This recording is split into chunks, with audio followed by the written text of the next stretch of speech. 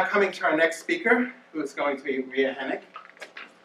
Ria was born in the Netherlands, but now resides in Scharnenfeld, Switzerland. Did I say? I butchered it. I'm terrible with the German language. Very, very terrible with it. Which is near Bern, the capital city of Switzerland. She receives the prize for traveling the longest, as I said before, to be with us. She first studied mediumship with the Dutch medium Sita ten Kate, who eventually became her mentor. She regularly attends classes in the Arthur Findlay College of Mediumship in Stansted, England, where she continues to enhance her abilities as an evidential medium. And again, evidential medium is proving the identity of the spirit person, so that when that spirit then says, go do X, Y, and Z, you know you're really talking to your grandmother. If that Sita says, Ria says it's your grandmother. It's probably Sita anyhow. She is an international spiritual medium and psychic artist. Along with her husband Hans, she runs the House Percival, a contemplative center for the spiritual seminars, workshops, and retreats and meditations with spectacular views of the Swiss Alps. Ria has written a book entitled Your Child in a Different Light, Why Your Child Needs a Spiritual Education, based on dialogues with her spirit mentor, Sita ten Kate. It is my honor to help her to edit the book in the English version, and it is available here today. Ria has a strong interest in as a psychic artist, and during her readings, Ria draws the portrait of a spirit communicator that she sees clairvoyantly while she providing evidential information about the loved one. It is really a very tremendous pleasure for me to ask Ria to come and address her. Please welcome her.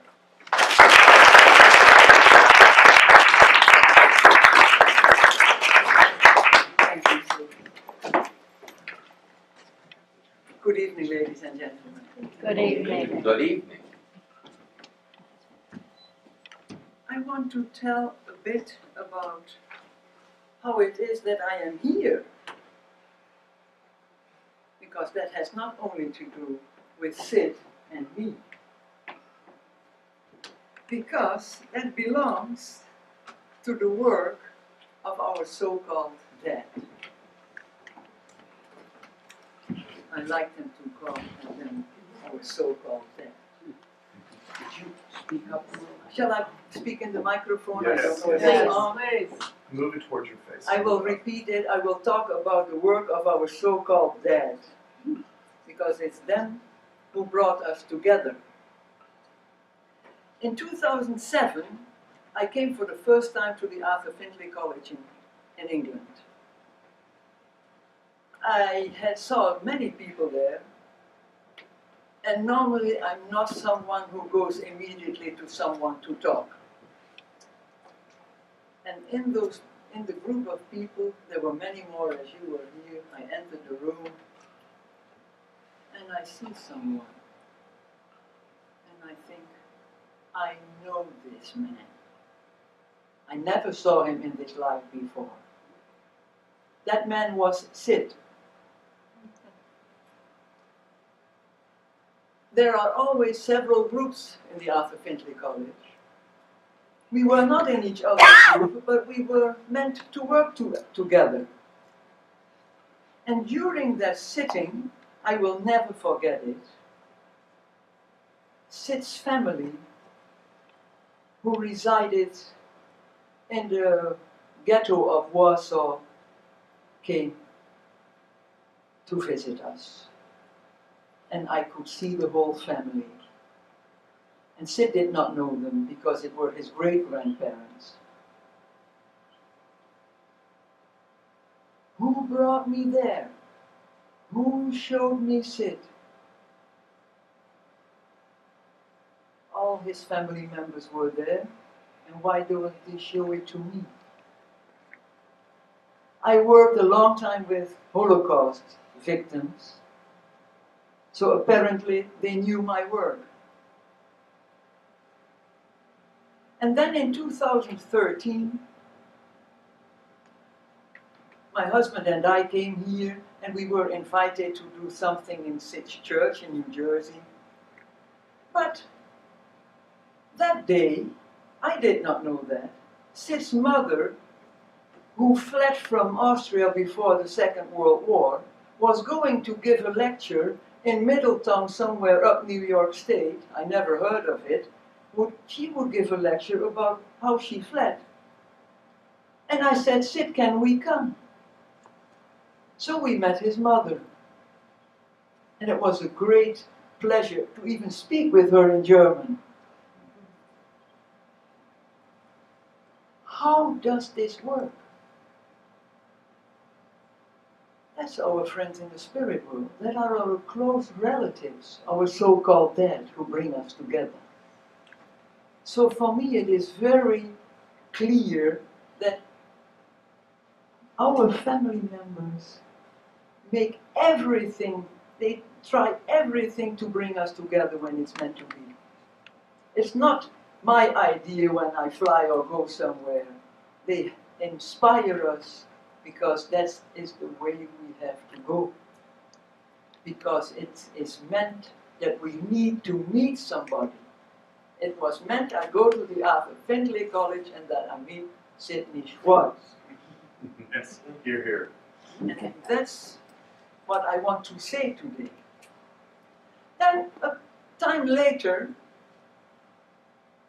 I was again in the Arthur Findlay College, and I walk in the garden. I like walking, so I go nearly every day in the garden. And then I come to a bench, and I see this bench. And on the bench is written, in memory of Carl Hewitt. And of course, I knew from Sid's stories what he told me about Carl, and I read the books of Sid. I knew who Carl Hewitt was. And under the bench was a feather. And I thought, my goodness, that is not a coincidence. Carl is here. So I put the feather in a nice envelope and I sent this feather to Sid. One day perhaps Sid will tell the details of the story, but that feather had to be exactly at that time with Sid because it was a sign for Sid about his friendship with Carl and what they did together. It was a kind of anniversary, if I'm not mistaken. Who brings me to this bench and pick up this feather, put it in an envelope, send it to New York? I'm living in Switzerland, go to England, and this envelope goes to New York. Who can it be else than Carl? But it is more complicated, or more nicer even. I met Sita ten Kate. And Sita was a famous Dutch medium. She lived in The Hague, and Sita was a lady of the old-fashioned mediumship. She did a lot of trance work, but she did seances for groups. The biggest groups were 3,000 people. So then you can imagine the power she had. And she was not standing in the front of her audience like me. She stood there as a power lady. And I met her through my husband, and when we became the biggest friends. She called us her Swiss children, and we called her our artificial mother. I don't know if that's the correct English word. We have our own mothers, my husband and I, but we had a third mother, and that was Sita. And to give a small idea about how she worked, I want to tell a few small things about her. Sita came to visit us when my husband and I lived in the Middle East. We lived in Yemen. And with her, you always had the biggest adventures. I went with her to museums, and then she saw items somewhere, and then she said, doesn't fit what is written under this item. And then the items were perhaps 1,000 years old. She said, oh, it has a complete other meaning. Feel what is it? She just could go in the energy of the object and feel what it was used for. So, now I have to calculate a bit, in 89, she came to visit us in Yemen, and at a certain evening we were supposed to visit a magician. I had no idea about magicians. But anyhow, we went there, and we had a gathering on the floor with the family of the magician, and it was a man of around 40, 50 years old, I don't remember now exactly. And he worked with fragrances, and he wanted to test Sita. And Sita chose a fragrance, and I will never remember how surprised he was. He didn't say anything. And then you have to imagine everybody sits on the floor. It's more or less dark. They have not, at that time, they had not overall electricity. And his wife is also there.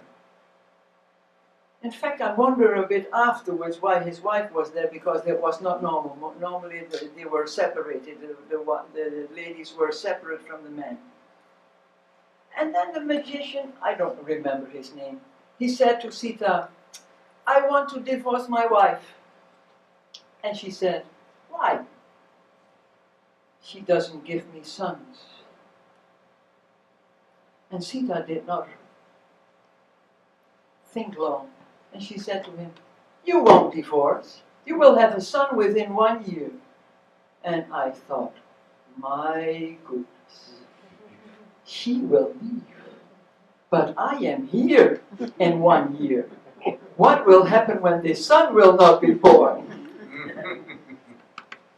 But the son was born, and they did not divorce. So we had many adventures with Sita. She helped me to write the books. One is here, the other book is written already, that will appear in English hopefully this year, will be called Journey to Heaven. She gave me her messages 2 years after her passing. She has been passing in 2012, and in the summer of 2014, she came to me on a quiet morning after my meditation, and she said, "Ria, we are going to write a book. And it will take 1 month, and then it is finished." And again I thought, oh my goodness. I often have been thinking, oh my goodness, with Sita. She knows it. Exactly after 1 month, I worked every day. After 1 month, she was finished with her information, and it was all information about what she experienced on the other side. How she experienced the spheres, the colors, how it was when you were not prepared when you go to the other side, because she was prepared. She tells me in one of the sessions in the mornings, "I was used to listen to that what could not be heard." So she was used to what she could expect. But she also experienced how the situation was from people who did not prepare themselves to go to the other side, and were, for example, confronted with what Sid told us, and that we are going to look at ourselves, what we did, and how we were reacting to others, and how they have felt. So she writes about that, and after that the book for the children came. But there is another significant thing. Sita has been told all her life by mediums that she would go to the USA. She never went in the physical life. And I know now that she is here. So she is in the USA. And now I think I have to ask Sid to show, the picture is already there. This picture is an oil painting. I painted it in 93, 94, I don't remember exactly. And when Sita saw, it's a big one, it's a bit smaller than that, it was 50 centimeters by 70, approximately. And then she said, "That picture will come to the United States. That will go to America." And again I thought, oh. A few weeks ago, Sid sent me an email. And there was a flyer of this event attached to the email. And I open the flyer and I see my own picture and I see some drawings and I see a picture of this oil painting. And my husband comes in and he says, huh? I said, yes, Sid made it. He said, do you remember that Sita told that this picture would go to the United States? And now it is there. Of course it's in my house, but it's in here. And Sid, choose it. Who makes Sid choose this picture? They play with us. They just play with us. I mean that in the most serious way. I don't know how to express that exactly in English. So, I just want to mention to you how close they are. Also when you do not feel it yourself. But be aware when things happen in your life and you ask yourself, why? How can this be? Think of them. Because they are much more important than we imagine. And I did a lot of studies about the work of Rudolf Steiner.